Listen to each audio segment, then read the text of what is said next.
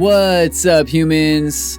Welcome back to the Human Music Podcast. I'm Luke Rain, and this is episode 87. Madlab treats music as an experience. This week on the Human Music Podcast, we're interviewing Madlab, a multi-genre collaboration between bass music producer Parker White and instrumentalist Wayne Karim.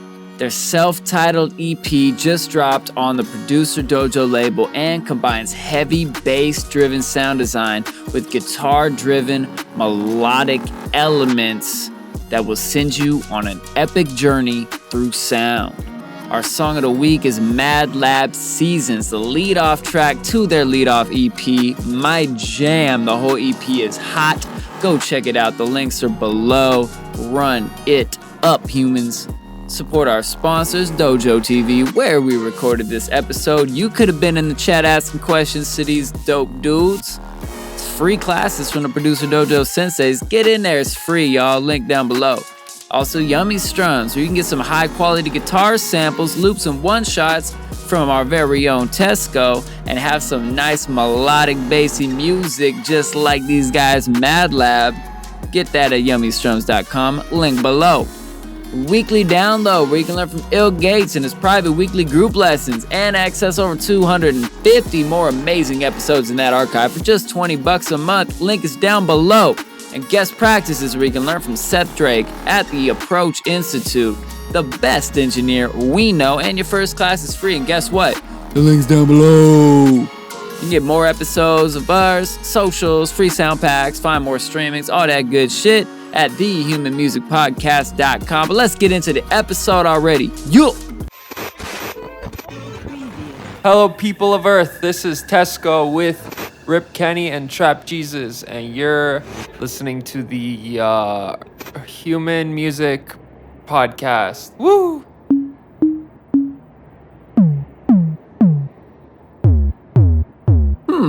Human Music Podcast. I like it. What's up, Dojo TV? What's up, my humans? What's up, my ninjas? What's up, Producer Dojo? You know what time it is. It's time for the Human Music Podcast. What's up, everybody? Y'all know me. I'm Luke Rain. As always, I'm with my boys, Rip Kenny and Tesko. And we got some very special guests today that I'm super excited about talking to. We got Parker and Wayne, a.k.a. Madlab, who just dropped their brand new self-titled EP on the Dojo label. And guess what, y'all? It's fucking fire! I had to listen to it a few times in a row when it first dropped. Oh my God, I'm so pumped about this. And I really want to know, like, first off, introduce yourself. Say hi to the people. Say hi to the ninjas. What's up, peeps? What's up, ninjas? What up? Yeah, so let's get it kicked off. Let's get it rolling with what is y'all collective and individual, like, superhero origin story? How'd y'all start making music? How'd you find each other? And how'd you come to this place releasing this Dojo EP? Well, shit, I'll start, I guess. Musical journey.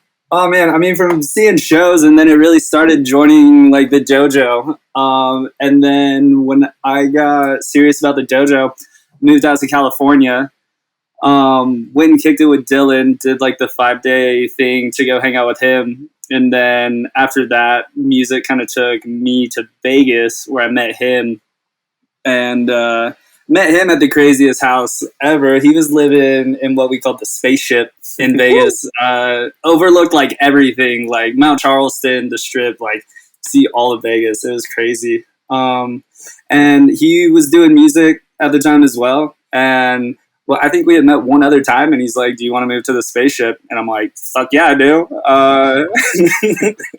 And then you went to space. And then we went to space. Essentially. Yeah, maybe got a little trapped out there for a little bit, but we came back to Earth. And then, I moved back to Colorado, though.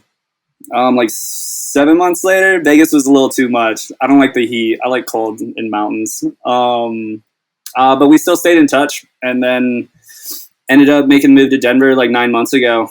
And yeah, like the first 5 tracks on the EP are pretty much the first 5 tracks we made together. And I don't know, I knew we would get some cool shit done with his instrumental skills, and me making bass, and then it all finally came together, moving to Denver.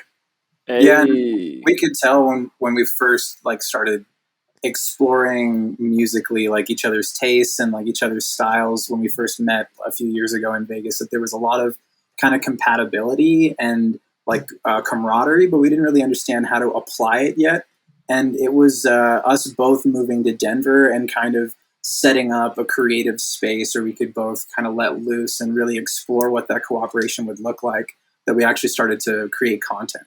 And it was really essential, creating that space for that cooperation to happen. But we always knew there was that potential, and it was just super exciting to actually kind of get something going, get like a concrete something done. Yeah, absolutely.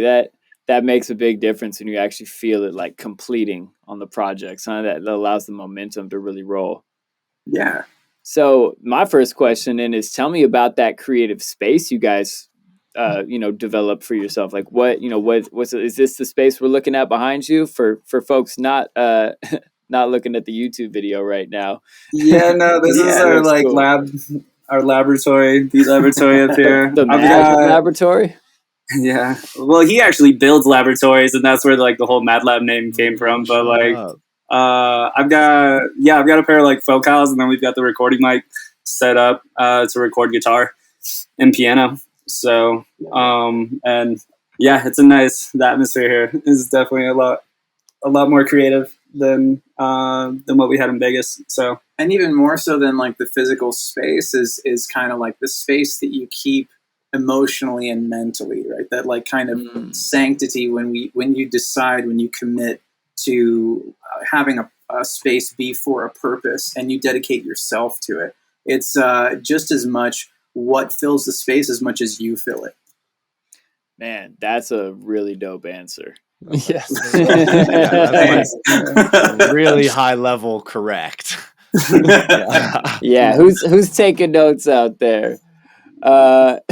So we got our first question from the chat. Kerfuffle got a good question. So how the heck did you guys fill in each other's gaps? And then in all caps, there is no gaps.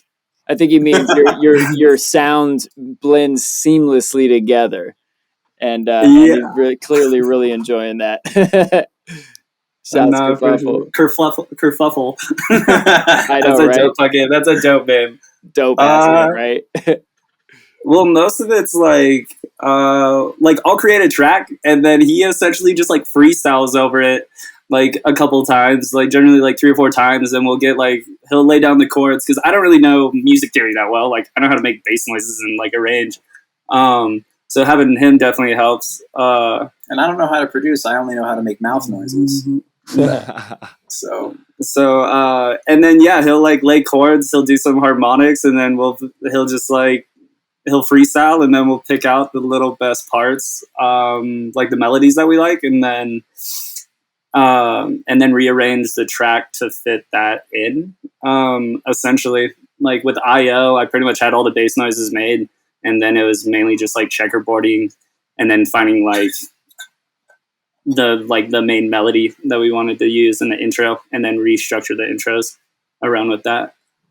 Yeah, that makes sense. So you like build the beat skeleton generally first, and then get all the guitars freestyled on there, comp them and arrange them into place, and rearrange the rest of the track around that.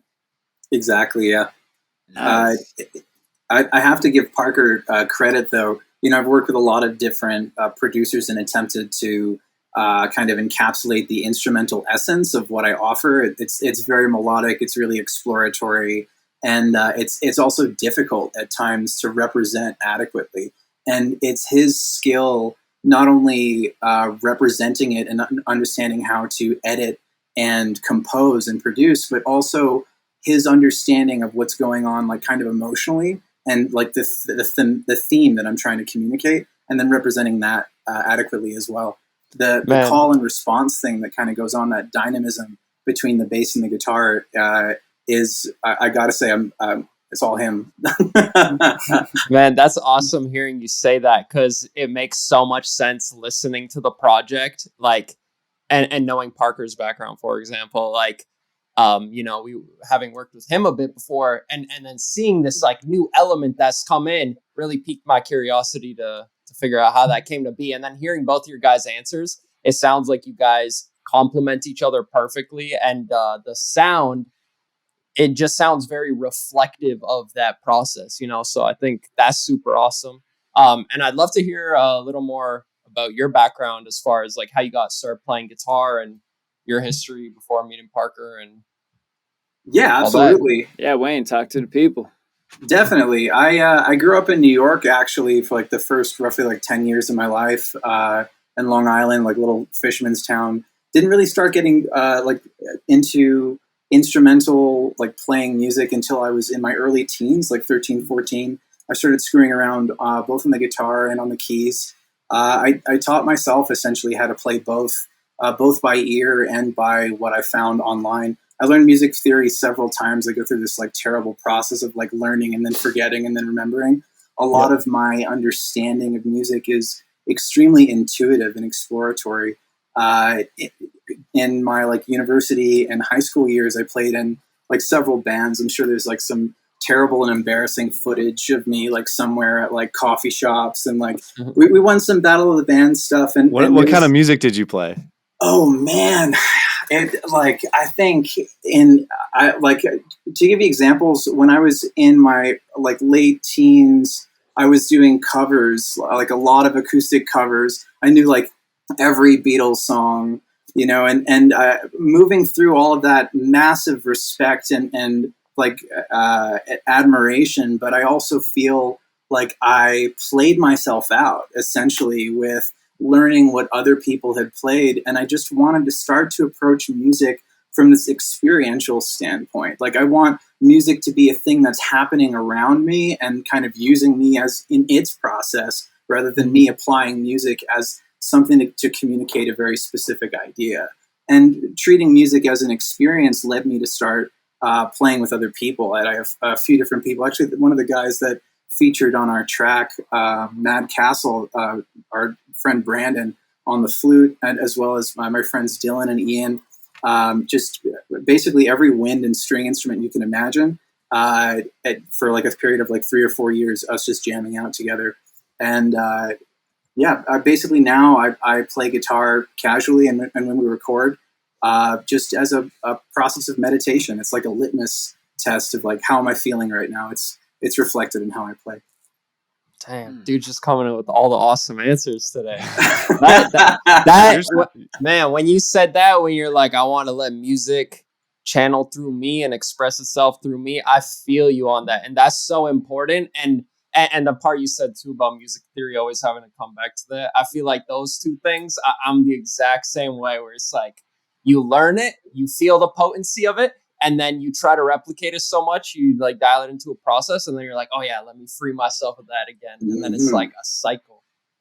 Yeah, I love what you said about music theory too. I feel like some of the most interesting, I forget who said it, but like some of the most like interesting music and musicians will say like learn all of the music theory and then forget all of it when you go to write music. Because if you try and write music by like what you should do or what like you could substitute here, like you're missing a bit of the point.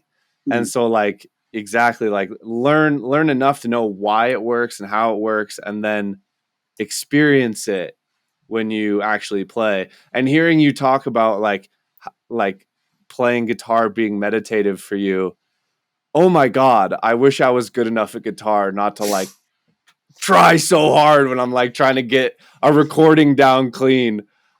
But you got so far. I Oh couldn't. man, don't get me Oh. wrong. I still frustrate myself. I'm not trying to represent myself as some virtuoso musician here. Like I make mistakes all the time, and I get so much in my head. I act like a diva. I really appreciate his patience with me. I can't even begin to tell you how many times it's like that. No, it's buzzing. We're doing that again. You know, like it's yeah. Anyway, yeah. So I totally understand.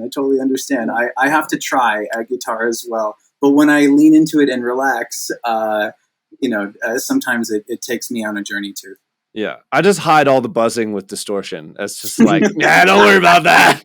Just crank it up, man. You won't hear it. Yeah, it's an artistic choice. Yeah, exactly. Yeah, adds character. Yeah. Did you use Guitar Rig? Man, I got this piece of gear, which is insane for 150 Canadian, so it's probably like 100-ish US on Black Friday. So it might be like 130 or something. It's so blurry because You it's not can't your see face. Yeah. It's just a It's box. censored. It's I'm in my room, lewd. like, it's The very sound is humble so environment nasty. You're not that allowed way. to show it on YouTube. This is what it is, the Nux MG300. That's dope. And it's sick as fuck, dude. It's like different than impulse responses, where they actually like try to model the circuitry, so it just feels like more responsive, and the tones out of it have been sick. So I've been loving having this to just run my guitars through and then track the tones right into the audio, because then like all the manipulation and shit I do just sounds awesome. Saves me one more step. Hell yeah. Less CPU too for the win. Hey. All right. Anybody on that guitar game? Hope y'all taking notes on that too. Guitar rig is sick though. Speaking of guitar game, you mentioned before we started streaming that you record your guitar like through a mic into the system. I don't want to speak for the rest of the producers in the room, but I feel like it's way more common to record a DI and then post process. Would you mind sharing a little bit about like your setup and like some of the challenges and benefits of recording into a mic rather than DI? Oh yeah, well, I'm pretty sure IL in Seasons was recorded through the mic through his acoustic guitar, and that was before he bought his electric guitar. Because he was like, "We need electric for Life in My Pocket," and I'm like, "Okay, word." And he was bugging me to get a fucking longboard at the beginning of the summer. I'm like, "I'll get a longboard if you get an electric guitar." How about that? Deal. It's a good deal. It's a good deal. He's like, okay. But yeah, recording through the mic is definitely, you could probably go a couple different better ways of going about that. But it's still, I'm trying to think. I have the Audio Technica mic. I forgot what it is. Is the condenser? Yeah, I think it's like the 2020 or the 2035 or something like that. Yeah, I want to say the one session I had with you, Tesko, I bought that like literally right after. I'm pretty sure. Yeah, you were like, I was like, "What mic do you use?" And you're like, "This." I'm like, "Okay." And I just run it through the Scarlett, into the DAW. What kind of post processing do you have to do to a recorded sound like that? Like, what challenges does that create for you? It's mainly like a lot of dynamic EQing, and then my other mentor, Felmax, that I was doing a bunch of one-on-ones with, he was like, "Bro, get Guitar Rig," because Guitar Rig, I don't know, just like it has so many different amps in it. I think there was one on it, Acoustic Shimmer, really brightens everything up. And then I want to say I just throw Guitar Rig, and then I might do a little bit of saturation to just kind of thicken it. But like, besides that, I don't really do too much crazy post processing for guitar, just because I don't really. He's like the first person I've actually recorded with. I guess why I ask is because it sounds really good, and I have had no luck recording into a mic playing guitar. So No, like Hats off. We shut all the windows and like insulate them with pillows. We have to turn off like the air conditioning and all the fans and stuff. The mic is super sensitive, and he makes sure to remove all the artifacts and stuff that we get in there, anything unwanted. But yeah, and just not clipping. Yeah. I don't know, because sometimes he'll be a little close to the mic or something. It's like you can see it on the Scarlet when it's redlining. But because I want to, yeah, and then Guitar Rig. I don't know, Guitar Rig just brings everything up. Definitely recommend that for guitar. There's a section where it's all just like the weird special effects, and they have some real crazy shit in Guitar Rig, like crystallizers and reversers and like all kinds of stuff, which is really dope for mud pieing like anything. Yeah, that, and then I don't know, and then you can get some pretty cool weird glitches with like Portal. I don't think I really did that with any of the tracks on this, but yeah, I don't know, Guitar Rig, like that's literally all I use. Nice. So how have you had to adapt your sound? Because like how has your mindset changed rather, like since you started working with Wayne? Because since I've known you, have been producing a large quantity of music, and it's all been really dope, bass heavy, really cool sound design stuff. And with this new stuff, like we were talking about a bit before, I feel like, you know, the stuff you were making before was pretty good, but this stuff is like it I feel like it takes you on a journey, and it brings you through a lot of different feels and emotions, and I feel like there's just not a lot of artists capturing that nowadays, period, where songs actually have an environment and so on. And so I'm curious, you know, obviously working with the guitar stuff has brought new stuff, but has there been any like production concepts or sound design techniques or any cool little production tricks that you've used to like take basically that sound design ability you had, a point where a lot of producers are at, where they can do all this cool sound design stuff and then take it to this level where it's like, now we're going on this like roller coaster that's taking you places? Yeah. Well, I mean, I've always had like a huge interest in like mud pies, like you can get the craziest noises that you would never be able to make. And for me with mud pies, like starting with like a cool bass preset, and then like mainly just like saturating it, and then manipulator. I don't know. I remember when I was hanging out with Dylan, he like when like I didn't know anything about sound design. And he's like, okay, start modulating it. And I was like, okay, with what? And then he clicked on manipulator, and I don't even think he knew exactly how fucking dope that can be. Because on the formant filter, there's like a little notch above it, and if you if you turn it all the way down, it makes the formant smooth rather than like clicking with the notches. And then you can get these crazy textures, and then like using like an LFO or an envelope to modulate the pitch with it to get like really cool risers and stuff like that. For me though, I don't know. I'm like weird. I don't ever like go into a track thinking I'm gonna like make something some way. I'll usually just like click a BPM and then just start playing around with shit. And then, but lately I've only been, the last like 6 tracks I made, I've only been making intros and drops, and then not even working on the second half. And because when we get into a studio recording session, he can record, he'll record to for a couple takes. And then with that information, with the melodies, then I can essentially, it's so much easier to build a second breakdown and a second drop. And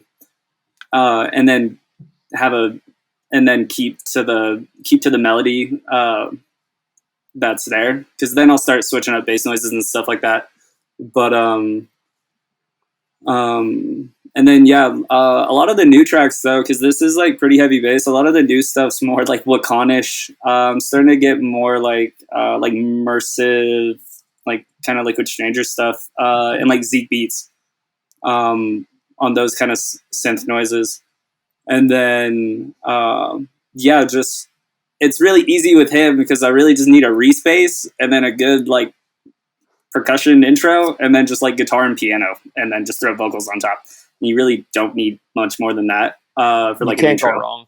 Yeah, and it sounds like with his instrumentals, like you mentioned Mud Pies, like you have the best guitar instrumental Mud Pie to work with, especially if he's just like improvising and flowing and having fun. Like you just have all these little special moments you can just like notch in places and like I can imagine it would be extremely fun to work with like that kind of combination.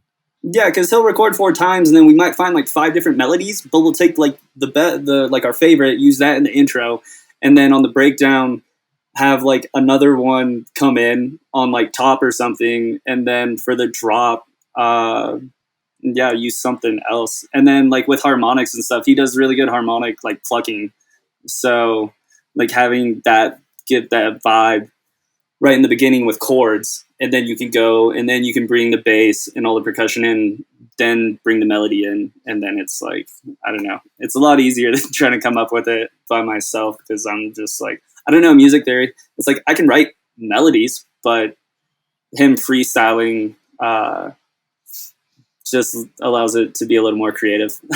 Yeah. So let me dive into a little bit more technical stuff on like the actual harmonic like layer that you're talking about here. So like how do you, I guess once you have a melody, then you just find certain harmonics that sound good and you just like play them in on top? Or like, I guess, how do you get something that, because for me, at least speaking from a limited experience, harmonics seem to have like kind of a limited set of notes, right? So like, how do you integrate that successfully to the track? Harmonics do have a limited set of notes if you have your guitar in standard tuning, or if you're not using capo to adjust and expand the range.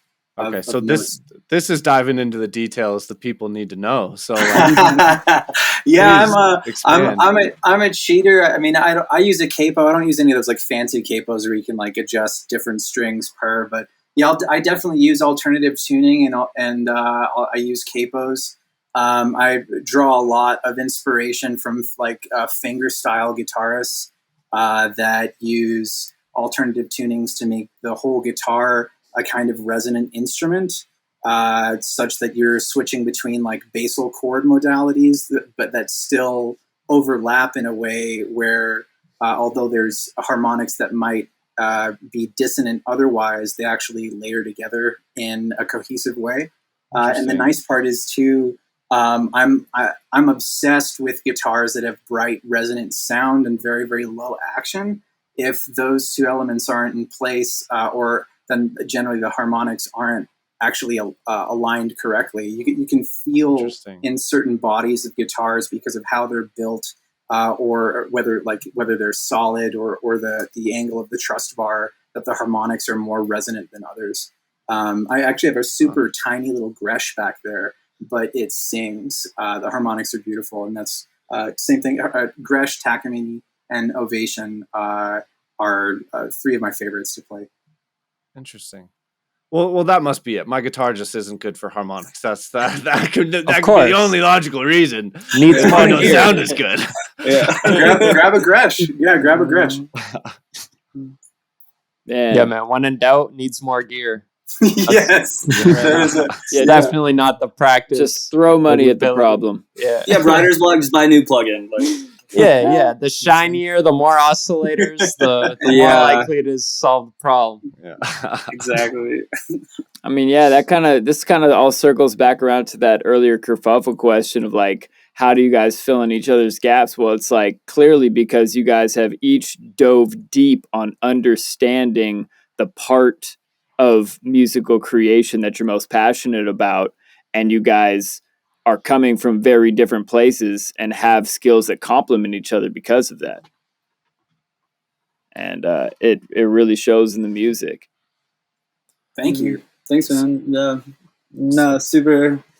I remember I was like pretty anxious, like moving to Denver, and then I remember Seasons was the first track we made, and it had taken us a good month or 2 to actually make music together moving here. And then after that, after making that track, I just like kind of felt my anxiety just kind of like like go away, which was really nice because like it took 2 years for us to actually make music together after meeting each other. Yeah. And then we did, and it's like, okay, I think we got something here. Like, I don't know, we were pretty fucking high when we made the first track, and then you like wake up the next morning and you have to re-listen. You're like, okay, well, did I just like think it was good, or is it like good?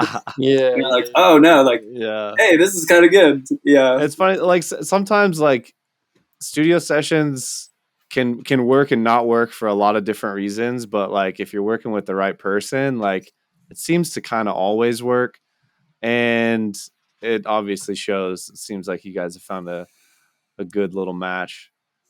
I'm curious. So I have some ideas on what your guys' music. Well, after listening to the EP, I have some concepts of what your musical inspirations might be. But I'd love to hear from the both of you. Like, what are some influences that have combined to make the sound that is you two? I don't know. Like, I've been listening to a lot of like. I'm a terrible producer when it comes to like listening to other people's music. But luckily, that's not the skill you need. Yeah, I know. Yeah, right. I know. I'm just like, oh, I should probably listen to more music from people. But like Subtronics, honestly, like Subtronics and like Zed's Dead, kind of been, I think, on the a lot of stuff like last year when I went through like a breakup. I think Zed's Dead and Subtronics had came out with their remix of Atmosphere. God, yeah, the Atmosphere remix, and just like I remember listening to that like a million times. But like I don't know, I've always been into like classical, so it's I love listening to classical music actually. So like trying to like figure out, I've always wanted to like try to figure out a way to like bring classical guitar or piano kind of into that, which I think our music is heading that direction. Because the new tracks have a lot more piano in it to start off, and then we're going to kind of bring in the guitar a little bit more and try to mesh both of them together. Because he plays, piano and guitar. So trying to figure that out for live shows eventually, to where like I'm on the decks and he's shredding. Sick. Incorporate some like live looping elements and like modulation into that too, so that I can actually put down the instrument. Man, totally. Have you guys ever watched like Mark Rebier or like the beatboxing competitions? Oh yeah, actually, Mark Rebier and Reggie Watts are some of my like all-time favorites. I met Reggie in person a few years ago at the 2018 High Times Gala for cannabis like People's Choice Awards or something. I forgot it was there. He's amazing. I listened to Reggie live at Central Park every morning to get myself motivated and out of bed when I was going through chemotherapy. And I told him that in person. I gave him a hug. And the person that I was with that night had no idea who Reggie was. And we had a very short conversation, Reggie and I. But afterwards, we're like, hey, is that your friend? It looked like you guys knew each other for like such a long time. Because he's just that like personable and like approachable as a human being. And from what I can see, him and Mark are having a beautiful friendship, which is a match made in heaven, as far as I'm concerned. It is. Yeah, man, that's amazing. You bring up Riviere, I imagine, for the live looping effects and the aspects of his performance? Yeah, and there's also like, beatboxing competitions where they'll like use a 8-track looper and they'll like use like distortion to like make their voice into 808, and then they'll like beatbox these crazy mouth noises and like tweak them, and it's like straight up like raves. Like people lose their shit seeing like these crazy manipulations and stuff. Man, like live looping and just live performance adds such a raw element to being there. Like DJing is one thing and I've always loved it, but I feel like when you guys get that combination down, it's going to be unstoppable. Yeah, I'm looking forward to seeing y'all live for sure. Yeah, it's a little bit of ways, but we'll make it there. Hey, whenever it happens, just know I'm ready to buy a ticket. Yeah. So what's the priority right now with you guys? Are you thinking more material? Are you thinking let's chill back a bit? Let's focus on something else? Are you like where's your head at? Because it seems like as far as the rollout, you guys you did the branding, you did the marketing, everything's like real touched up and clean. So the logo is sick, by the way. What's the next thing you guys are trying to do proper? We're trying to build our repertoire we're trying to explore all of the creative areas and explore all the inspiration, and making a 30-minute set for the dojo was super exciting because you get to just kind of, in a tasteful way, stitch together what's essentially a timeline of creative cooperation, and when you get to like crystallize that together and have it be represented, it just makes us motivated. We want to have more unreleased tunes to throw down at the upcoming live shows, to to release, to tease in unreleased mixes. Have to piss some people off. Amen. Yeah, pretty Get 'em on much. more. Yeah, like bigger label releases. I don't know. Like trying to get like the Subsidia Deadbeats or Rakan release would be really nice. But like the next like 5 months of studio mode, it would be. I think we could do about 30 minutes of all originals right now, live. But it'd be nice to have like an hour of all originals to throw down. And that's why I haven't really been focusing on making full tracks and just making like I'll make a track and then I'll make a new song that I know blends with that perfectly. And then I'll essentially have like 20, 30 tracks. They're all a minute and a half, but they'll all be unreleased for the most part. So I don't know. I feel like having that aspect of you have to come see us to see a bunch of tracks that you're never going to hear released.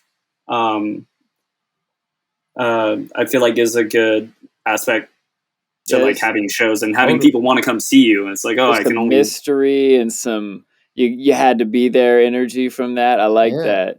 When Dylan, when Ilgates interviewed Mr. Bill on his podcast, they were talking about Tipper and how there's all these Tipper songs that you can only see in a live set that he'll never release, and that's exactly the same thing. So yeah, you're in good company there. Yeah, no, I see. Like, I think the Whittler just came out with like a 3-hour mix of all unreleased music or something crazy like that. I thought I saw that on like Instagram. Yeah, the Whittler, and it's just like, I don't know. That's like inspiration to me. It's like these like the top engineers and stuff. They can just pump out so much music that they'll make 100 tracks and only release like their 5 favorite. Yeah, that's some powerful shit right there, huh? Yeah. Curious to hear from the branding perspective, everything you guys did, and then you low-key dropped that you work setting up labs, so definitely would love to hear a little more about that. But yeah, from the branding first, would love to hear how you guys initially came up with that and if there's a bigger plan for that. Madlab is it's a combo, so we thought of our collaboration as being like insane, so like a crazy collaboration as a Madlab, right? Like a crazy collab. But also we couldn't really decide settling on a genre or on a style or on a musical mission, so to speak, because there's so many ideas that each of us have. And so essentially understanding that collaboration and experimenting is the basis of the musical effort here. So we want to bring our listeners on that journey with us as like we explore where this goes, the depth and the breadth of all this. And also, he, with how much sound design he does, and the fact that, I'm losing my words here, but regardless, I can literally make mouth noises and he can replicate them. And that kind of precision with audio engineering is something that I have a lot of respect and admiration for, because I've seen a lot of people attempt, and I've made so many mouth noises in my day, and he's the only one. But yeah, like the whole like Mad Lab, like mad collaboration, but also like he's a chemist and he builds laboratories. So he's a scientist, and like I don't know, I'm a scientist like in the beat laboratory. So that's where the whole we have custom lab cuts. We shot a music video. One of our friends is a fashion designer. We got custom lab coats made that we'll perform in. Thank you, Eliza. And, yeah, shout out to Eliza. And then the music's video, it's a tech house track about dabs. So I'm in a lederhosen and he's in the mad scientist coat, and I'm like a little German boy looking for dabs. And he invades the lab, and we try to satiate him. Each of the lab technicians gives him progressively like larger dabs and progressively more elaborate settings until finally it devolves into all of them on the floor eating snacks. Yeah, the munchie scene was great. It was just That's like fucking me looking up at a camera and then the three girls just eating fucking munchie food. That'll be fun to drop that here in like a month or two. Or I don't really know. That. That's what I'm talking about, man. When I saw you guys come out with this, I knew you were onto something. But I'll let you continue. We might need a sneak preview of that after we're done. Yeah, him and I can maybe send you guys. We have the first cut. We're gonna. There's like a bunch of other changes we have to make, but like pretty much the general idea is there, and it's pretty hilarious. 13-hour shoot day. There's so much good material. We're gonna incorporate the like kind of B-reel stuff that doesn't go into the music video because there's so much good content into visuals for the background of shows, advertisements, stuff on social media. It's just it's so much fun to get into a costume and act silly with your friends. Come on. Amen. And, definitely suggest shooting me. Yeah, it was a lot of fun. It was 3 years in the making pretty much because I made the track in California with my buddy. We kind of had a fallout. We were planning on making a video, didn't happen, and then we moved here, and then let's be mad scientists, and then the dab track. What about? I still wanted to make it, and it's like, oh, we have custom lab coats now, and he's got science gear from his laboratory he can bring, and I met a video director. I was like, yo, I really want to bring this to life. Can you help me out? And he was like, I was like, funds are a little tight right now. And he's like, honestly, man, I do more corporate stuff. This would be a lot of fun for me. And he's like, I got you. So the video ended up being kind of cheap, relatively. And awesome. We booked out like a warehouse space with like a whole white backdrop setting. And then we just set up some tables, put the lab gear in there, got some lights, and then shoot a scene, take everything out, create like separate rooms for like each of the girls, taking me into like a different room to take a dab. And yeah, it was a lot of fun. This sounds so badass. So that's kind of that's like our next thing is like releasing that music video. Ooh, let it loose. Lead me through your guys' favorite tracks on the EP. I'd love to hear what each of your favorites are, what they mean to you, and what is your favorite part about that track. For sure. I don't know. For me, it's I.O. Like Life in My Pocket. I love it because it's just like, I don't know, walking down the block with Life in My Pocket. Like, just like everything's all good. But I.O. really like encapsulated my bass design with his guitar, like kind of checkerboarding with each other. And there's just like one part, I remember going through all the recordings. It's like, he just like shreds on the guitar. It's like, diddly, diddly, diddly, diddly, like down. And then reversing the guitar is just like, it's so much fun. That's why like anytime you have like have any chord, you can have the reverse come back into it and it just like sounds super smooth and natural. I'm such a big fan of doing that. It sounds so natural and also like so wonderfully surreal because you can't make a guitar or like a piano or whatever actually do that. But when you do it, it's just like, oh my God, it's so smooth, but it's so different than what you expect to hear with that instrument. Great combo. Absolutely. Yeah, it's cheat code, basically. Because it almost sounds like a violin when you're doing the guitar reversed, which is crazy. Yeah, super dope. I'd have to agree. I'm like a tie for like I.O. and Seasons. I.O. because of the balance of the elements, but Seasons because of that reverse guitar. It's got that ethereal quality, and plus it's our the first track that we ever made together, so it's kind of like that symbol of like that inherent cooperation and beauty when you just like lean in and give a bit of effort, you know. Yeah. Let me ask you this: hardest track to finish and quickest track to finish. Hardest track was Mad Castle, because I think we had a friend come over one night, and then his friend Brandon was in town. Susie and Brandon, yeah, Susie did the vocals. Yeah, Susie did the vocals to that, all the vocal drops. She like recorded some vocals, but it just took away from all the other elements from the track, so I didn't use like actual vocals from her.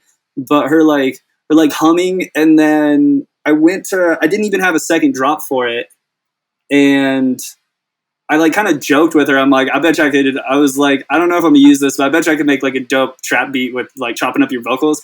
I made that second drop in like 20 minutes or like 30 minutes, just fucking around. I'm like, I made it, and I'm like, oh, that's the second drop, because the first drop's like heavy, like down, like dub, and then I was like, I'm just gonna make it trappy on the second drop.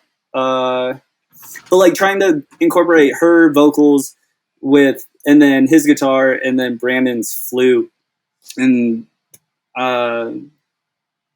organizing and arranging that was definitely pretty tough. Seasons actually was probably the easiest. I don't know, that just came together. Like we just recorded a couple takes and then started playing with some stuff, and it came together because there's no drop and there's no build. It just kind of takes you on a journey. Dude, like, through. Just gotta say, Seasons is the one that's gotten the most spins from me. I've been bumping the hell out of that one, and also I'm DJing my first ecstatic dance set this week, and Nice. and Seasons made the cut for the mix. Thank you. The set is called From Grief to Joy, so it starts out with a bunch of like sad emo dance music, and then rolls through this like middle section that's a bunch of like cool melodic bass, and then drops into super happy house. And you guys are like one of those perfect songs for the transition from sadness to happiness. And it's like, because it's got like so many feels, but it's not like super sad or super happy, and it just like it's so well balanced. I love that too. Thank you. That's exactly why we chose the title Seasons for the track, because it has that like emotional depth, but also ambiguity on whether it's like kind of positive or negative. It's cathartic, but it's not necessarily happy or sad in itself. Yes, 100% why I chose it. I love the whole EP, but that one was like so just glaringly perfect for the DJ set I was setting up right when you guys dropped the album. So thank you for that. It made it an easy choice. Yeah, that was one that stuck out for me personally too, and you know, like I said, I really think you guys are onto something here, because the whole package is there, from the branding to the everything, and listening to that project. You know, I've heard so many tracks that are intro, verse, build, drop, verse, build, drop, outro, over and over and over and over again. And that's cool if you're doing live music, and or you know, if as a basis of a song, like that's something I strive for in like a first draft, to get a song there. But when you're trying to take things to the next level as an artist, not from a songwriting perspective, I think, you know, and I have to remind myself of this too, but one trap people often get into is moving away from the art and kind of trying to pump out this like checklist of what a song is, which again, amazing for learning, but horrible for creativity. And you have to pull back from that and realize that like each song can be its own thing. And that was really refreshing listening to this project. And Parker, especially, like, you know, coming from this like very bass heavy background where everybody kind of does go through this phase where they're just trying to be their favorite producer and cranking out, you know, kind of generic music, even if it's technically amazing. I felt like you had a unique aspect to you before in terms of sound design and stuff, but like this sound together, like hearing Seasons, hearing like, okay, they got a little more up their sleeve than just a bunch of like build up, drop kind of stuff, which again is cool too, but it sparks my interest as a listener, because I'm like, okay, if they drop the next track or whatever the next track is on the project, I don't know what's gonna come, and that keeps you on your toes as a listener. You know, I feel like that's an important takeaway for the people listening, because I have to remind myself of it all the time. So kudos to you guys for executing on that amazingly, and to everybody else too. You know, experiment with your songs a little more. No, definitely. Well, and that's why, like, I don't know, like some people have their sound, but it's like, I feel like you can explore so many different types of sounds that it's like, why would you just like rinse and repeat the same like noise. I mean, unless it's just like that's what got you there, unless that noise is just like that 100% is you. But like luckily with his guitar, it's like, okay, well the guitar and the piano is technically our sound. Now I can do whatever the fuck I want to do. Yeah. And make whatever I want to make. As long as it blends with that. Yeah, that's the thing is like, I get it because I've been in the mindset of like trying to, get on these labels and you're trying to make songs that appeal to these Certain people labels, that you yeah. can play out in your sets and blah, blah, blah. And almost unintentionally get caught up in this cycle of let me just produce these fucking awesome banger tracks that are going to hit and I can DJ them and labels are going to love them and blah, blah, blah, blah, blah.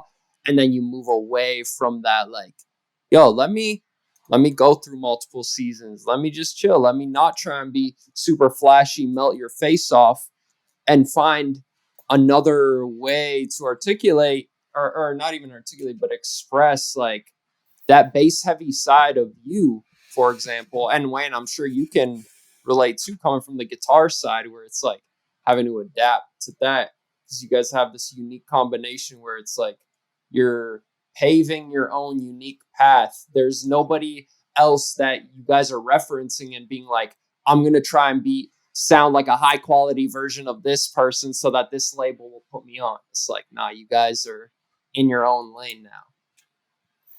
Yeah, I'm trying to be. I don't know. Like the last couple of tracks I've made, I've been trying to get like okay, what would like Wakan pick up? But like, there's some flexibility there too, though. Yeah, no, definitely. I'm like, there's like plenty more labels and stuff like that, but it's like, yeah, but yeah, because with my, oh my bad, like with my EP, I remember showing it to my mentor, and he's like, I know the first couple songs, he's like, I can't even find a reference to like try to like compare this to. I think for like Mad Castle or something like that, and he's like, that's not a bad thing. Mm-hmm. But I pretty much just reference Skrillex and Noise's track anytime I'm doing like a mixdown or something like that. Like Supersonic by Skrillex and Noisia that just came out.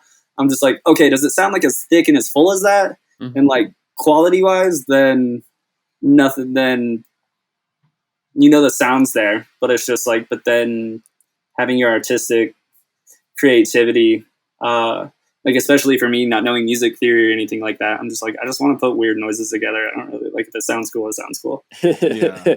That's a good philosophy, though. That's beautiful. We got a few questions I pulled out of the chat. Kerfuffle asked, "Where'd you guys get the vocals for Out of Nothing? Who did those?" Splice. Splice vocals for the win. Hey. Yeah. I try. Splice has some good stuff. You just got to dig really deep. Yeah. Oh yeah, Splice is awesome for what it is.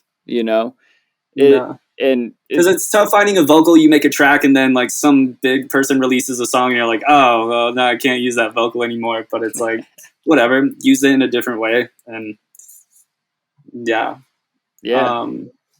That's why you try not to pick the like first page. Like go to page like 50. And then you might find something that nobody else has. Although, on the other hand, my I Love You Like remix of Spiderhound came because he was like, oh, I get my vocals off Splice. And I went to Splice and found the same vocal he used from one of my favorite tunes of his. And now that became a label release. So, it's a remix. Where'd you get the stems for that? I know somebody that knows somebody that pays $8 a month for samples.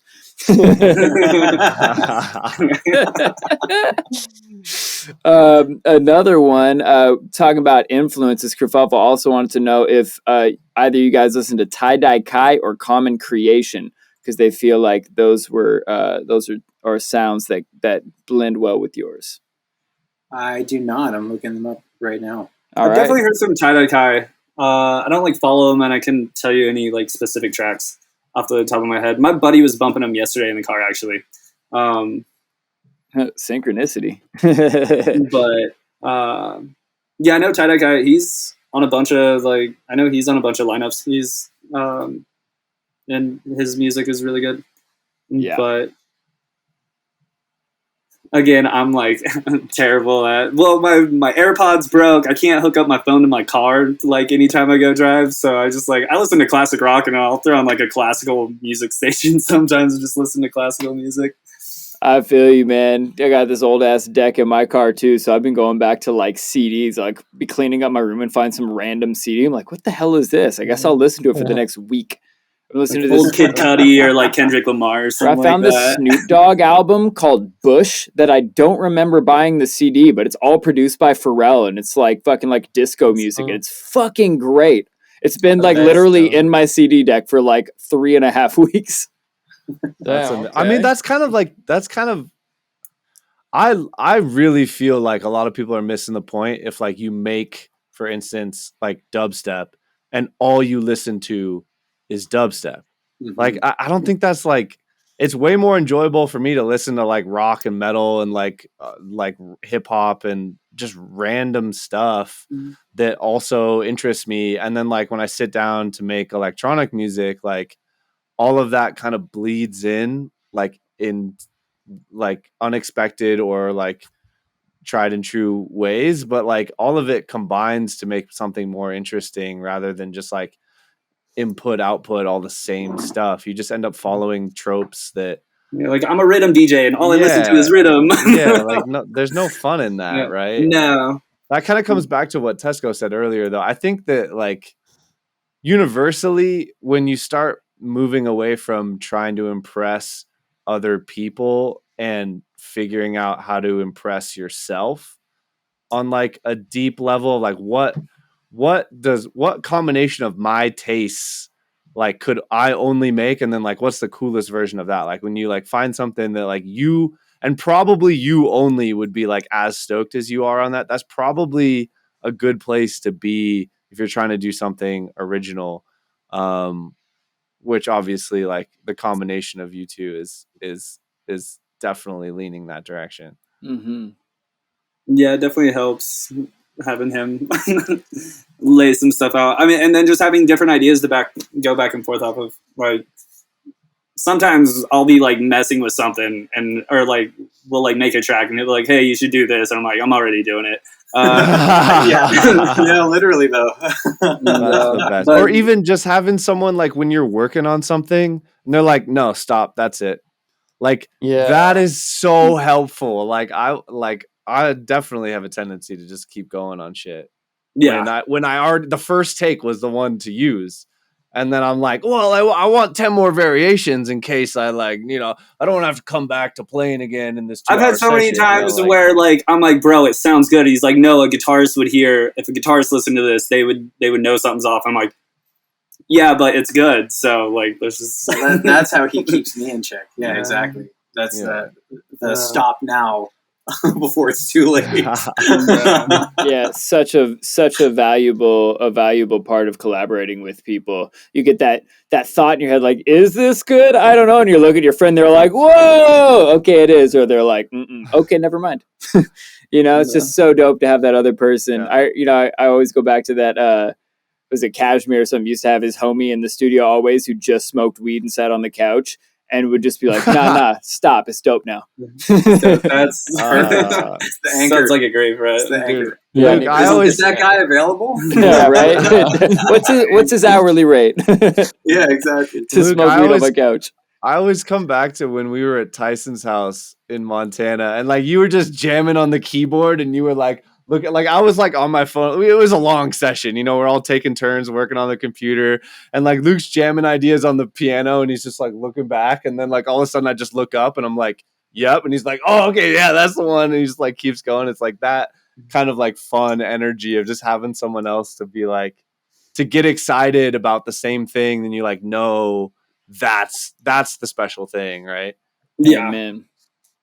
It's the best part of collabs, really, is feeding off that energy. Because how many times have you guys had a session where you're like, I'm pushing through this because I know like dope ideas are gonna come, but I'm not that jazzed up about it. Versus when you're in the room and you're just like sharing high fives, like you're just both on this like emotional high where it's like, fuck yeah, fuck yeah, fuck yeah, and you're just like feeding off of that. Just the enthusiasm itself creates high quality ideas, man. Like you got to be stoked in the moment. You're gonna make choices that move you towards that. No, definitely, for sure. Yeah, okay. We have one more question from the chat. That's really quick, and then I have one. Bruno Michaels asked, "Do you track with guitar rig or add it in post?" Post. Wonderful. Actually, no. I have guitar rig on when he's recording, just because it like that way I don't have to crank anything up. Like guitar rig just brings everything up for me. Nice. But it's still it's after the incoming signal, right? So like you could modify it. Okay, cool. Yeah. And then I had a question just to circle all the way back to Reggie Watts. Y'all ever listen to his old band Mocktube? No. Now I didn't know he had an old band. Yeah. Super dope. I was into that band. I like found it on Napster way back in the day. and saw him like play at the Bumbershoot Festival in Seattle. They were super dope. They were on a bunch of my mixed CDs, dating myself there. But I just looked it up and they are on Spotify with a whopping 24,000 monthly listeners. But highly, I think you'll really dig that. And then to ride it out, shout out your socials, tell the people where they can find you, and we'll sign off. Dope. Instagram, madlab.official. Madlab.official. Get on that, people. Because when we came up with the name, we're like, okay, well, let's make sure nobody else has it. And there's like a couple artists with like a couple monthly followers with like Madlab, and that's why like on SoundCloud and Spotify, it's Mad-Lab, like with the dash in between it. So that there. And yeah, thanks for that logo though, man, with the beaker in the middle. Super stoked on that. Yeah, I love that. And if it makes you feel any better, when I searched you guys on Spotify, you were the first person that came up. So okay, dope. Yeah, you're officially the most official Madlab. Okay, the maddest of labs. Doing a job. And, yes. All right. Well, with that, humans, we appreciate everybody being here. Madlab, thank you so much. This was a lot of fun. And we definitely have to have you back once you guys want to promote a next thing, whatever that is.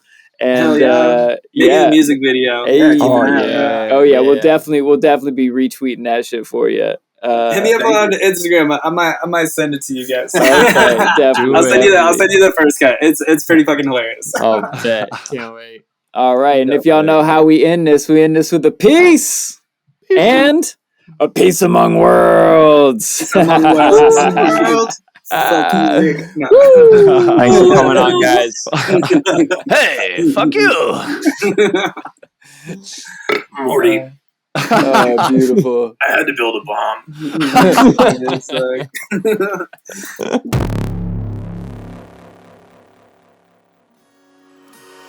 Oh, humans, thank you so much for being with us. We appreciate you as always. Tell a friend.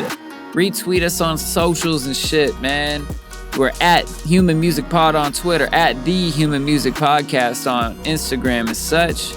And you can get more episodes, find all those socials, get some free sound packs and all those goodies over at thehumanmusicpodcast.com. Support our sponsors, links down below. Dojo TV, that's free live stream classes from the Producer Dojo Senseis. Yummy Strums, where you can get some high quality guitar samples from Tesko and his homie. All right. Weekly download, where you can learn from Il Gates and his private weekly group lessons and get access to over 250 more amazing episodes in the archive for just $20 a month. That's a crazy deal. Go do it already if you haven't done it. And guest practices, where you can learn from Seth Drake at the Approach Institute. He's the best engineer we know, and your first class is for free, son. Get on it.